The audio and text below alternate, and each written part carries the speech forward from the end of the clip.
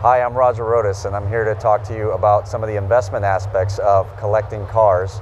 I'm a wealth advisor with Merrill Lynch, and I wanted to go over constructing a portfolio of collector cars.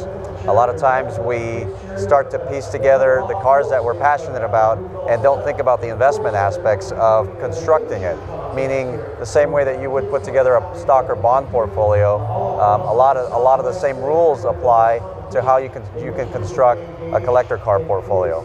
And what I mean by that is you could diversify.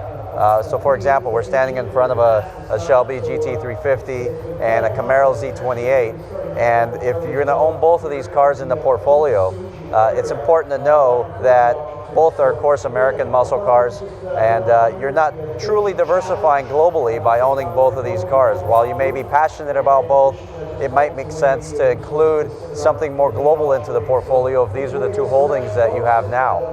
An example of that might be a Ferrari, Aston Martin, a Porsche, something that has more of a global reach.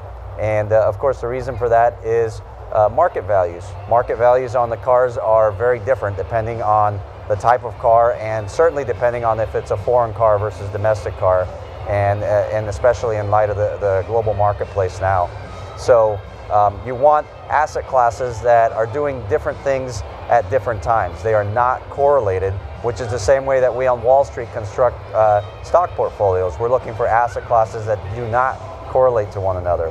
So as you construct a portfolio, again, you want to look at diversifying, you want to look at trends.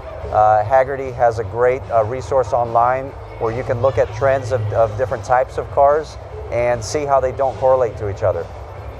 When you're selecting a car to add to your portfolio, once you've decided that you want exposure maybe in the American muscle car market or in the foreign exotic car market like a Ferrari, it's always a good idea to look for quality. It doesn't matter what your price range is. If you're going to buy a car, you want to look for a quality car in that space. So if you decide you're going to look for a Z28 Camaro or just a Camaro, then maybe you want the RS Z28. Maybe you should look for a car that has a cross ram and try and find a high quality car, either something that's been very well restored or something that's very rare if you can. And again, doesn't matter if it's a $10,000 car or a $1 million car. If you can, look for the highest quality car in that space. Similar to the old adage that you want the best house in the neighborhood to hold up values. So I'm also going to talk a little bit about structuring. Once you decide how you want to construct your portfolio of cars and stay diversified, it's important to make sure that you put it in the right structure. And a lot of us, and I'm a car enthusiast myself and a collector, we often forget that how to hold the cars. Should we put them in our own name? Should we put them in a trust? Should we hold them inside of some sort of dealership? What are the tax advantages of doing each of those?